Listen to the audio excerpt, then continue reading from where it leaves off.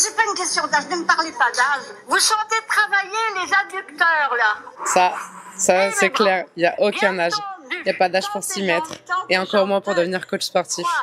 Il faut lutter contre cette idée qui veut que quand on vieillit, on perd sa musculation. Dans 3 mois, tellement vrai. 90 ans. On perd sa musculation que si on ne la travaille pas. Et donc ça va être à n'importe quel âge. On est à peu près, on est 20, 23, 24 inscrites.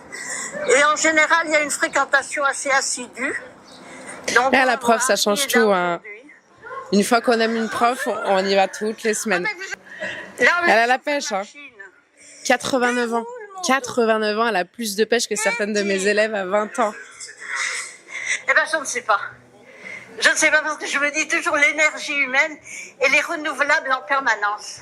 Et ça, de toute façon, c'est le sport qui lui apporte son énergie. Hein. Ça, il n'y a aucun doute là-dessus. Comme quoi, il n'y a vraiment pas d'âge. Hein. Il n'est jamais trop tard pour ni commencer un sport, ni faire une reconversion professionnelle. 89 ans et elle est plus énergique que la moitié de ses élèves qui ont le quart de son âge. Donc franchement, n'attendez pas pour vous lancer, que ce soit dans le sport ou dans une reconversion. Et là, on voit bien qu'elle est ultra énergique et que c'est le sport, c'est son métier qui lui apporte ça. Transmettre ses valeurs, transmettre son mode de vie, c'est ce qui la fait vivre et ce qui ralentit son vieillissement. Et clairement, je reviens là-dessus, la musculation ne se perd que si on la travaille pas. Et c'est valable autant à 15 ans qu'à 40, qu'à 80. Donc arrête d'utiliser ton âge comme excuse pour ne pas t'entraîner. Il n'y a pas d'âge. Par contre, il y aura souvent des adaptations à faire en fonction de ta situation. Donc, si tu veux avoir des exercices ultra adaptés, hyper personnalisés à toi, contacte-moi.